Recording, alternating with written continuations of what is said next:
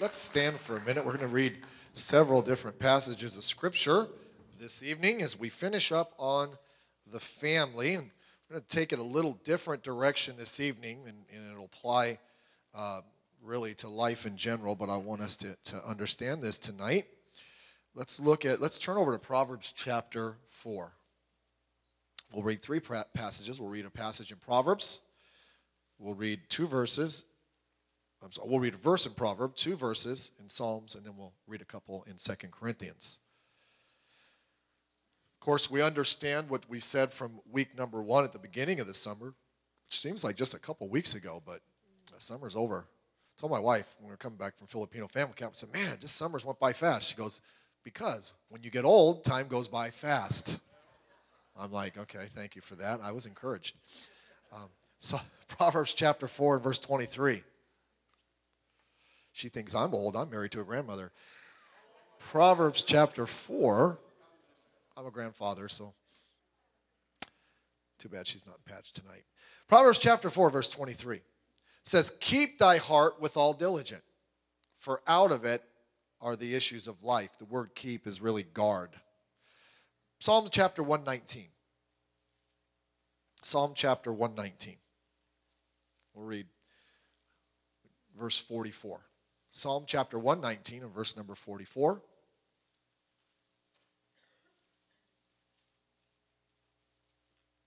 Psalm 119 verse 44 says this, so shall I keep thy law continually forever and ever, and I will walk at liberty, for I seek thy precepts.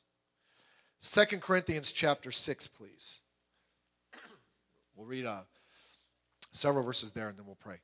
2 Corinthians chapter 6.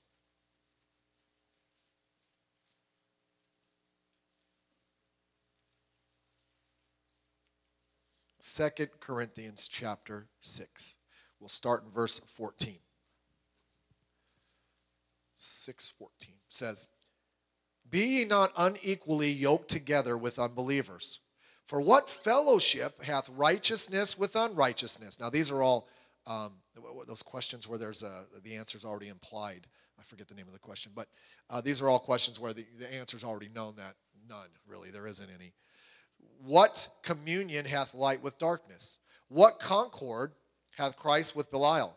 Or what part hath he that believeth with an infidel? Or what agreement hath the temple of God with idols? For ye are the temple of the living God, as God hath said, I will dwell in them and walk in them, and I will be their God, and they shall be my people. Wherefore, come out from among them, and be ye separate, saith the Lord, and touch not the unclean thing, and I will receive you, and will be a father to you, and ye shall be my sons and daughters, saith the Lord Almighty. Let's pray. Father, thank you again for this evening. I pray in this short time we look together at this subject, Lord, that you'd help us to see the importance of it. Help us to see the guidelines that we must take. And Lord, help us to see the danger behind what we'll talk about. In Jesus' name we pray. Amen. You may be seated. We've talked much about the family, and we've mentioned, of course, over and over, the title of the series is It's Never Too Late for Happily Ever After, and that's what God wants for us. But tonight I want to look at some outside influences that can creep into a family, and these influences can start to destroy that family. These influences can start to cut away at the family and cause some very, very horrific issues if we're not careful. These influences will attack individuals. These influences can also ruin relationships. These set of verses don't specifically, I'm not going to tell you the subject for a minute because I just don't feel like it. You'll get it in a second. This is the introduction. These verses don't specifically speak about this particular topic, but they give principles that are very, very tightly woven into the safeguards that we need to take tonight. We saw the verse in Proverbs, be careful to guard our hearts. We got to be careful about what gets into our heart. Because once something gets into our heart, we have a hard time controlling the actions that it creates in us. In other words, whatever gets into our mind will come out in our actions. That's just how it works. And so we can't control how what we allow in our minds affects our actions, but we can control what gets into our mind. That's where the battle is fought. If you put a bunch of junk in your mind, it's going to cause a junky lifestyle. So what's the cure? Don't let the junk in your mind. That's the cure. Fight the battle at the front end. In Psalms, he kind of talks about what true freedom is. I will walk at liberty. I will be free to have that liberated lifestyle. How does he walk at liberty? How is that free lifestyle attained? I keep thy precepts. Sounds almost contradictory. He says, the way I have liberty in my life, freedom and joy, the way I get that is by doing what God tells me to do. Now, we think that's not freedom. It's like, well, wait a minute. You're living these laws and you're living these precepts, and I know that's where freedom comes from. We think freedom comes from doing whatever we want, but freedom comes from avoiding things that would entrap us. And so we walk at liberty within the confines of what God's word says. When we get outside of those confines, that's where the danger is. And then in Corinthians, we use these verses to talk about what we call separation. Separating from individuals specifically here, but you could apply it to things also which would be opposed to God. And so we need to be very careful about that. There are certain things that don't mix. You know, if you're a hardcore Christian and all you ever hang around is a bunch of unsaved people that are doing ungodly things, you won't be a hardcore Christian for very long. There's no agreement there. Say, well, I'm trying to reach them for the Lord. Bring them to church. Get a couple of your buddies who are godly and take them out to eat. Don't just go hang out with them. You're going to get yourself in trouble. Now, with these general principles, and they're kind of general in a sense, but you'll get where I'm going in a minute. In our society, as I think it through, what has become one of the greatest hindrances to our faith, or could be a great hindrance to our faith in our walk with God? What is it in the time in which we live? And what this thing is, we'll talk about, it's not going away anytime soon. It's not. And to be honest with you, in and of itself, there's nothing inherently evil in it. But if we're not careful, it creates undesired results in our life, particularly our spiritual life. What are we talking about tonight? We're talking about technology and media. It's a killer. It's not something we had to deal with a long time ago. It's not something that's going away. Now, before we get into it, you're not listening to someone tonight that's, I'm not a technophobe. I'm not afraid of technology. I'm not afraid of new stuff. Fact of the matter is, I use it. I've always used the technology. I'm not afraid of it. I've always liked it. I remember my first computer. We went to visit my mother-in-law on vacation. I think it was early 90s. Might have been the late 80s. And she gave me an old Atari computer. I say, wow, how impressive. Well, not really. It didn't have a hard drive. Okay? It had these big paper discs. And if you wanted to run a program, you had to put the paper in. But the paper didn't run the program. You turn on the computer and they came up what was called a DOS prompt. How many remember those? It said something, C dash, boom, and you had to type in a command to get it to look at the floppy drive. And they had this book. It was about the size of the Bible. And you had to I remember I turned it on and said, I'm going to learn how to use this thing. And it had a little program there, and it was how to make a banner. Just a little piece of paper banner that said, happy birthday or happy anniversary. It took 3 hours to figure out how to do that thing. It wasn't very technologically savvy. We started off with that. How many of you remember the church? In the early days, the church we started out with an Apple computer. I don't know, probably the only one that remember that is Mrs. Esposito. We had an old Apple Macintosh, a little square box with a little screen on there. It had a 20 megabyte hard drive. Okay, that was, 20 megabyte. You can't do anything with that nowadays. But we had that little computer, and it didn't have the DOS prompt. It had the little window screen, and it was kind of a neat thing. How many of you remember pagers? Come on, man, pagers. Little box, and you put a little thing on here, and you'd zzz, zzz, zzz, and you look at it, and you press the button, and 562-894-7364 called you. You had to go find a phone somewhere and call them because they didn't have cell phones, all right? And we had pagers, and I remember cell phones. One of the first cell phones I had, because we had our own business, so I had to have a pager and a cell phone. It was called a little mini brick. It was this little ugly gray thing. You turned it upside down. It looked like a little boat. It went like this, and the little thing flipped down. The battery only lasted for about 40 minutes. So you had to leave the cell phone off. You couldn't leave it on. And I had to have the pager. So if someone contacted me when I was out and about on a business run, I get the little, and I'd get my little pager, and it's like this number called me, and I'd set the pager down. I'd grab my phone, and I would turn the phone on and wait for it to boot up, and then I would call, you know. That's back when cell phones were actually for telephone calls. Okay, you know, what was texting? We didn't even know what texting was back then. All those things. I remember when I got a Palm Pilot. I love that thing. I had some kind of emotional attachment. It was so cute and fit in your pocket, and I used it, and I had my calendar on there, and I had my to-do list and contacts, and you could email with it as long as you plugged it into your computer. Okay, it didn't have any of that stuff. But all these different things. I like technology. I mentioned before, when I was at Brother Bachardo's church in February, my wife wanted to get a manicure or a pedicure, all those things cured, you know, toenails, fingernails, you name it, she got it fixed. And so, yeah, we got away for a few days, and she wanted to do that, and that's the last thing I wanted to do, okay? You're not touching my toenails, my fingernails. You're not touching any nail, all right? If you want a nail, grab a hammer and have a good time, but no, we're not doing that. So I dropped her off, and I went to the Museum of Computer History, and I'm looking over. There's my Palm Pilot I had. And then, you know, I don't know if you remember this, software used to come in a box. And it had all these little gray discs, like 20 of them. And you'd have to install them all one at a time. And then it came with a book that literally was as thick as a dictionary to teach you how to use the software. Now you just download it online. It's intuitive.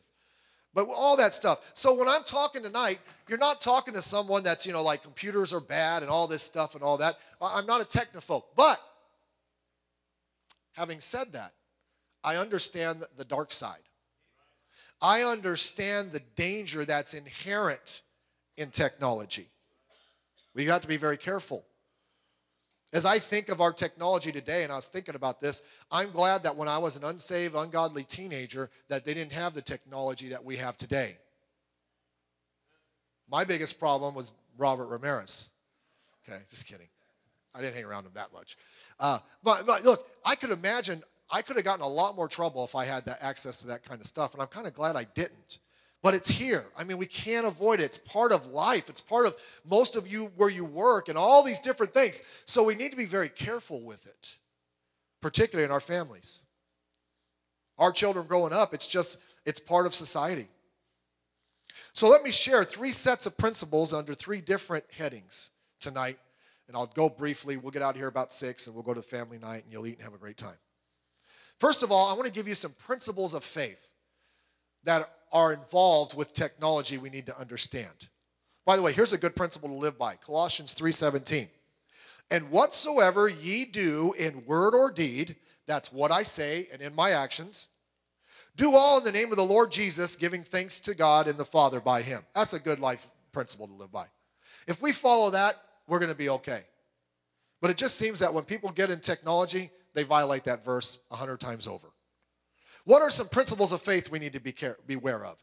Well, first, we need to be aware of focusing on self. It just seems like today's technology, today especially our media, is just driven to feed that selfish flesh that we have that wants to focus on ourselves. Technology just feeds that like never before. The Bible tells us the opposite of that is humility. James chapter 4, verse 6, but he giveth more grace, wherefore he saith, God resists the proud, but giveth grace unto the humble. Pride is when I'm always right, everything's about me, and God says, no, that's not who gets grace. It's those who are humble. Life isn't about them. It's not wrapped up in themselves. And it just seems that our technology, particularly our social media, everything is about us. We need to be aware of that. Most of us are like Narcissus. Narcissus was a Greek character, and he was said to be very, very beautiful. Not that I think guys are beautiful, all right? But this is Greek mythology. And he was said to be very beautiful, and that's back before they had mirrors. And one day, Narcissus was walking by, and he saw a pool of water on the ground, and as he walked by, he caught a glimpse of himself. And he was mesmerized by his own beauty and sat there and stared at himself until he died. That's kind of how we are now. Our whole life is about us. Spend hours online, hours doing all these things that relate to nothing more than myself. Be very, very careful that you don't get focused on yourself. And I'm not going to talk about selfies. We've talked about all that stuff. But everything winds up around me. Also, we need to be aware of becoming critical of others. Proud, Proverbs 21:24 says, proud and haughty scorner is his name who dealeth in proud wrath. Most of us wouldn't go up to somebody and personally say something to them. But why is it when we pull out our phone or we get behind a keyboard, is it okay to say nasty things about people? Why is that okay? Why is it okay to be overly critical and overly mean just because I'm hiding behind a computer screen? You go on these little things, and I don't do them, but, you know, they'll have something, and then everybody can discuss it down, and people are just mean. They're rude. And that person probably wouldn't act like that face-to-face to somebody, but behind the anonymity of a computer screen or a telephone or a cell phone, they'll be just flat out critical. You know, being critical is wrong. I don't care how you do it. The Bible's still true. We're not supposed to just get up and say mean things and be mean to people. And by the way, don't take your problems with somebody online. Well, let me just tell you about so-and-so. They did this to me. Listen, let me just say this. If you're ever reading any of that garbage, when somebody is taking their problem with somebody else public, just assume they're the ones that are wrong. Why are they taking it public? That's not the Christian thing to do. You know what the Christian thing to do is? You talk to the brother face to face and you get it right. You don't run online and try to rally people to your side. And by the way, you're only hearing one side of the story, and it's usually puffed up. But it's not right to be critical just because you're on the internet. Another principle of faith, beware of inappropriate relationships.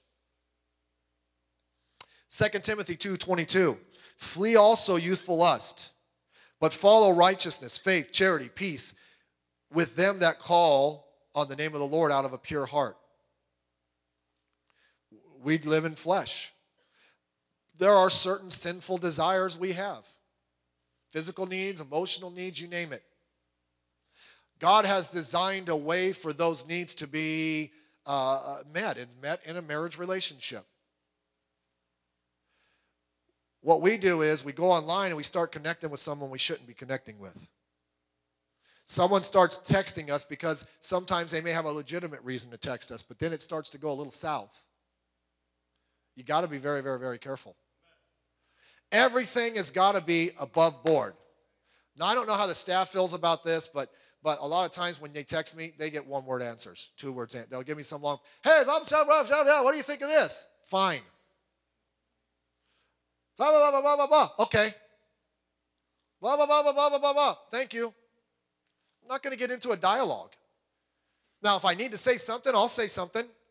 But listen, I have to text this person at work, and they're a person of the opposite sex. Hey, you don't let them get too close to you. Don't let them cross that line. Hey, you look good today. If someone of the opposite gender at work were to text you and say, you look good today, here's your standard reply. Drop dead. I'll tell my husband you said so. See, it's just that I would be embarrassed. I would rather be embarrassed than start letting my heart float that way. And by the way, if you don't respond to it correctly the first time, people are emboldened to say more.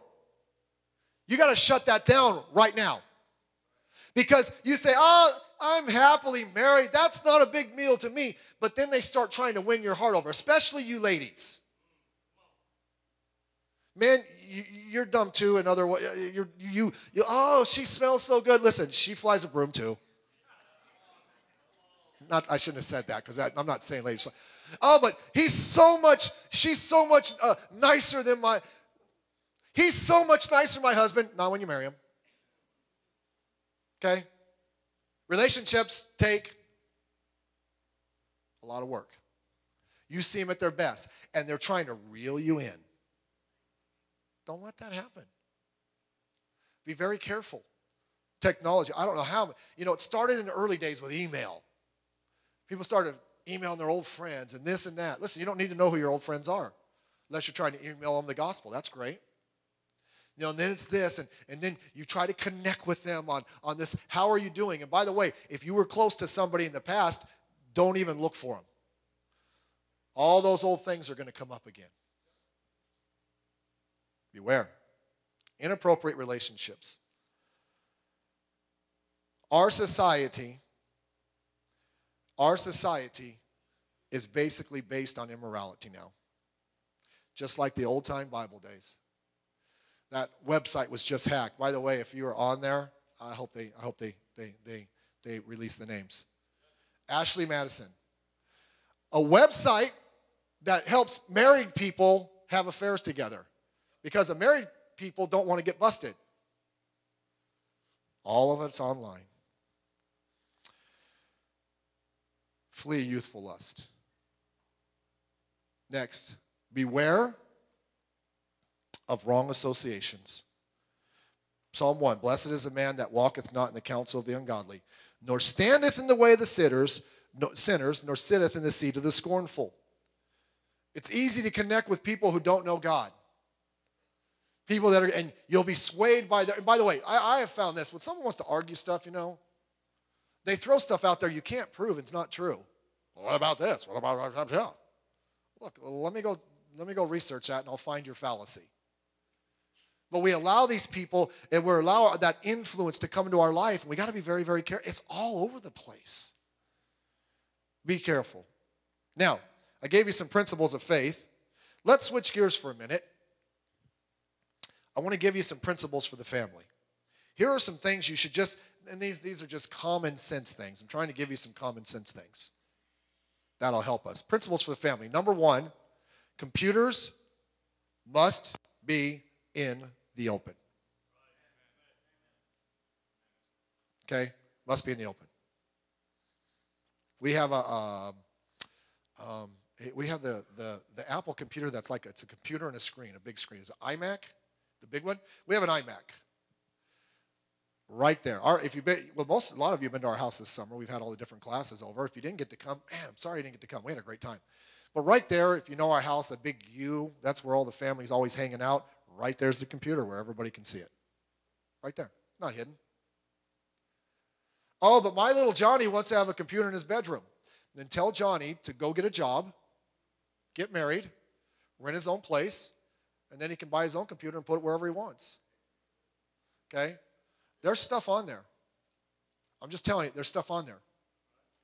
You're not careful. We have a daycare, and this was many, many years ago. Our computer was right in the open.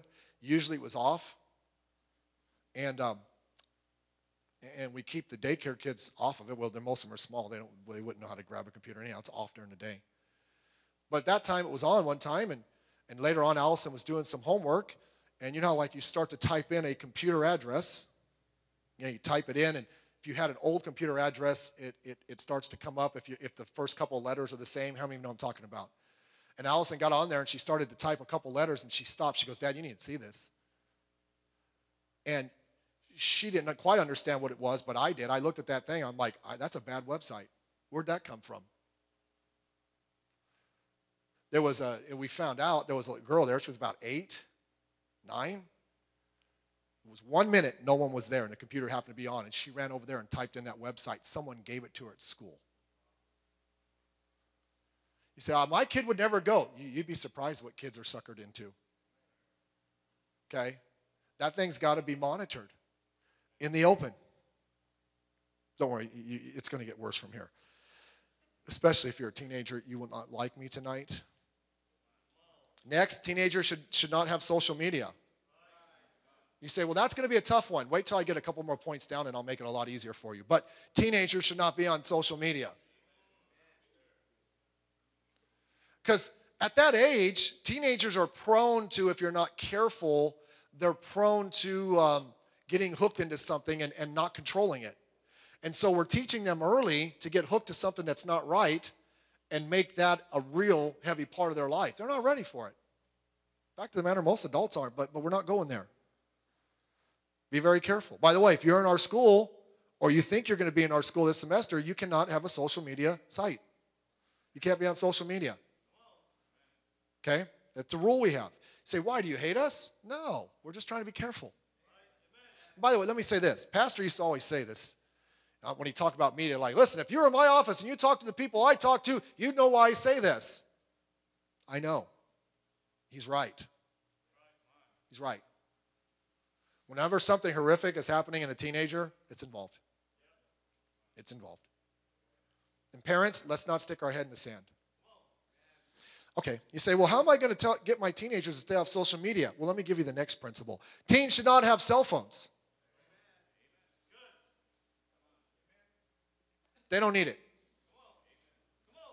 Our kids don't get cell phones until they're out of high school. You say, but what about when they're teenagers, they're on activities, or they're doing this, or at a ball game, you want to get a hold of them? Exactly. I call Brother Ross.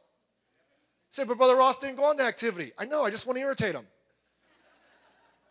Can I just tell you something, parents? I want to put your hearts at ease tonight. If your children go on an activity with ours, there's plenty of adults on there, and they all have cell phones. Everything's going to be okay. They don't need a cell phone. I'm telling you, the teenagers that get in bad trouble, it's on that cell phone. There are stuff I have seen, and I don't want to see it. Somebody got in trouble, and I had the cell phone, and I'm starting to read it, and I had to put it down. I'm like, that's bad. They were communicating back and forth, and I know where that kid got that from. I'm like, I couldn't read it. I'm like, I got to stop. I've seen enough to know they're in trouble. And by the way, we have no trouble calling the police. You little high school girls, and you get, he's a little older. Yeah, we find out about it, we'll call the police. If he's over 18 and you're under 18. Okay, I'm just saying, they don't need to have one. This isn't going over very well, but I'm telling you, you don't need to have one. Save that money. Our kids have always been heavily involved in everything the church does. They've went to the camps. They go to everything, Brother Bachardo. But they don't need a cell phone. We can get in contact with them. They're okay. You say this, that's not a problem with my child. Take the telephone test. Say, give me your cell phone for 2 months and see what happens. You're going to have what was it? We said something, and someone said there was a kid, I think it was in Chicago, his grandmother tried to take his phone away from him, and he was going to shoot her. Now, I'm not saying your kid's going to shoot you, but I'm saying if you don't think it's an issue, you try to take that phone away from them. You see what happens. They'll be okay. Look, let them be teenagers. Be with the youth group. Be on the youth group with the other teenagers. Isn't everybody sitting around like this? Back in the day, teenagers, you may not understand this. When we communicated with one another, we used a little thing we call words. We talked. If I wanted to see Robert, I went to his house. I called him up. We talked. We did things. Okay? Cell phones. Okay. Next, we already said this. Everything should be in the open. The telltale sign that something is wrong with somebody or in a relationship, if it's an adult and you're married, is when they get secretive about you seeing their phone. Let me see your phone right now. Let me read your text. What, you don't trust me? Strike one. You don't need to look at my phone. I'm not doing anything wrong. Strike two. If there's nothing going on, take a look at it. Kids get in trouble and we find their phone, say, let us look at your phone. Okay. Let's look at the browse history. Everything should be in the open. If you're trying to hide things, why? I have found that people that don't have anything to hide don't hide anything. That was pretty good. It's probably the only good thing I've ever said. Next, no hiding in the room with technology. My little boy just wants to go do this. No. Out in the open. Well, they were going to do it out in the open. You say, why? You don't trust them? Nope. No, I don't. They're not adults. I mean, come on. You say, why don't you trust? Because I was a kid once. I was a teenager once. That's scary when you think about that, isn't it? It's like, oh, I hope my kids aren't like me. Here's one. This won't be popular, but pray for me. I'm not trying to be mean. Be careful with children and earbuds. Your whole life doesn't need to be spent walking around with earbuds on. And by the way, if you're going to do that, you might as well learn sign language. How's someone going to communicate with you? And our kids don't do that. They really don't. I can't think of them ever really doing that unless they're working. Sometimes they're cleaning and doing something at the house, and they'll put earbuds in. They don't just walk around the house with earbuds. And I don't know if I've ever just made it a rule. We've just never done it. When you're home, you're with your family. Okay? It's just every time they get in a car and drive somebody, where are they going to tune out? You know, our car, our last few cars, but our Suburban, it has a DVD player. In fact, I think it has 2 screens, right? 2 screens? We never, ever turn that on unless we're taking a long trip. I don't want the kids getting in the habit of every time we get in the car, they got to watch something. Really? We're going to the grocery store, man. Do what we used to do in the caveman days. Talk. Now, while we're going on vacation, hey, that's good for me. Watch something, all of you. And we got these little, that we let them use the headphones on vacation. We have these headphones that are Wi-Fi. I think they're wireless. And they all put headphones on, and they'll watch something, and it's quiet in the car. I love that. Like, y'all be quiet. I'll drive. Just leave me alone, okay? And let me listen to what I'm listening to, Snoop Dogg or whatever. But listen, always tuning out. Don't let them tune you out. Be part of the group. Be part of the family. I fear that our group growing up today doesn't know how to interact with each other and the joy of just relationships and not FaceTime and not texting. I'm talking about talking to people, enjoying being in each other's company. And the last thing is this. In this set, we'll give you a couple more, we're done. Be careful who you follow and what you like. Okay? I've followed relatives before, Brother Joseph, and I stopped following them. Oh, that's my niece. My niece posts garbage. She's done. I don't send her a text. You're of the devil. I'm not following you. I just slowly delete her. You're done. I don't want to see that stuff. And you know, sometimes when I'm on vacation, I have a few minutes. And I shouldn't do this, but Pichardo, it kills me.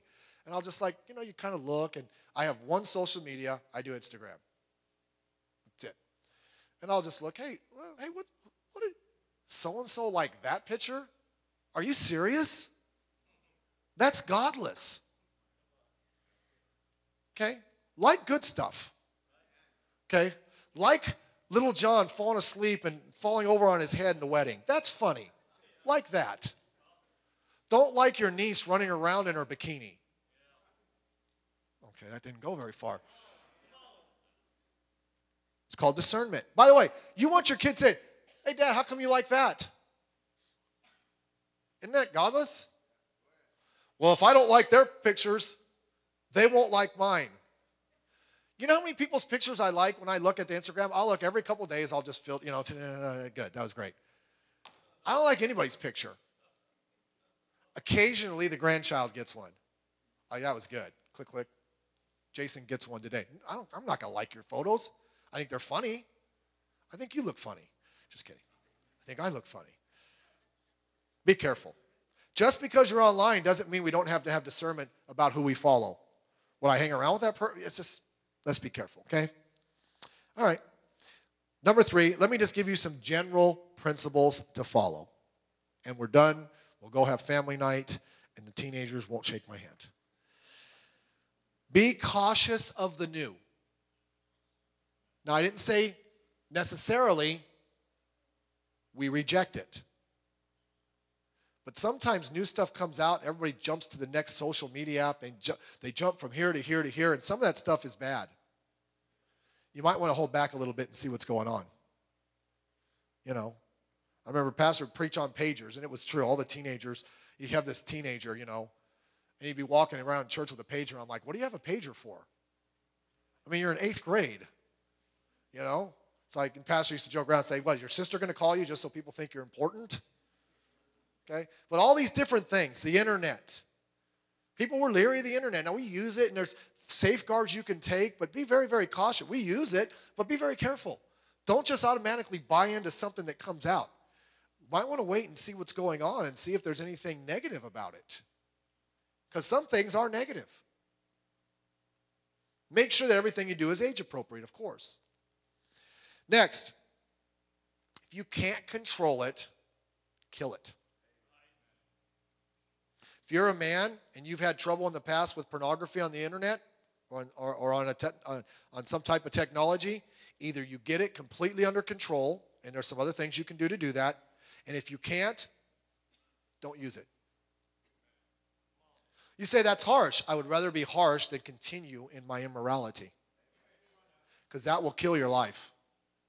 It'll kill your family. It'll kill your marriage. It'll kill you. I'd rather kill that than kill my family. If you can't get something under control through getting help, ditch it. Just ditch it. Say, well, again, you've got to get it under control. Next, no matter what it is, set some guidelines. What are the guidelines? We mentioned some of them. Not having the computer in the open. Maybe password protected. And all these other things you can do to protect yourself from these things. Set up guidelines. I'm told I use technology. I have all the Apple products. I have the iPad. I use the apps.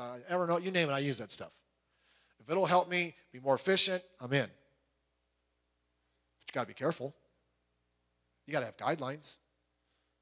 Be very, very careful. Set guidelines. Next, add in accountability. What's accountability? Accountability is, hey, can I look at your cell phone? Here it is. Take it.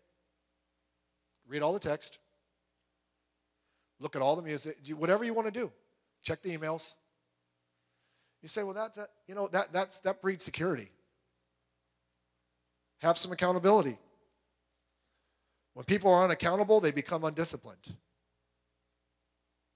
And so we can still be friends. Last thing is this. Don't look for old friends. Now, you're looking for someone you went to Bible college with? Okay. My old pastor, this person I knew. You don't need to know what your old high school girlfriend's doing. I'm just hoping God blessed her. Stop. Really. Am I really that dumb? I'm really, come on. You may start out, but it's like, she still looks pretty good. And the way she talks on social media is not the same as you and your wife talk, because you don't live in the same house with her. You don't realize her husband's looking at his old girlfriend too. Be very careful about that.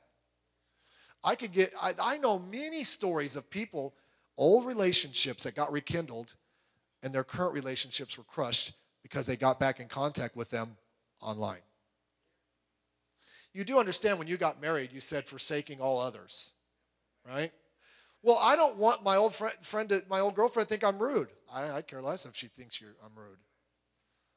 I don't need my old girlfriend. I got a new one. She's got a ring to prove it. And she's more important than anything else, and I don't need to know what so-and-so, who I saw 30 years ago. And you know what happens? Because the older you get, the more you live in the past. Things were so much better back then. No, there was a reason you broke up with him or her. Okay? And you just forgot.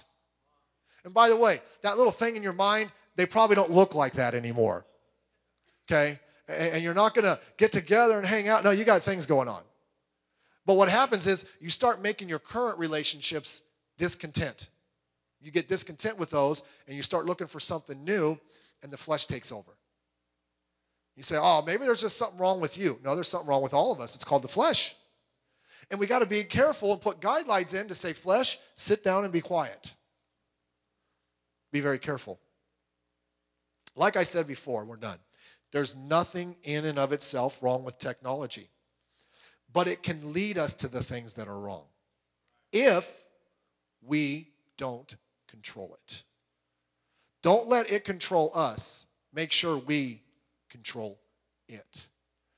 And I'm telling you, you look at major problems that come my way, come to the church's way over the years, there's a high percentage of it in one way or another that involves technology. It just makes it easier for our flesh to get out of control. And we need to be very, very careful. Guard your heart and value your relationships you have now more than the technology and the social media and all the other stuff. Those are the important relationships. Let's stand together tonight.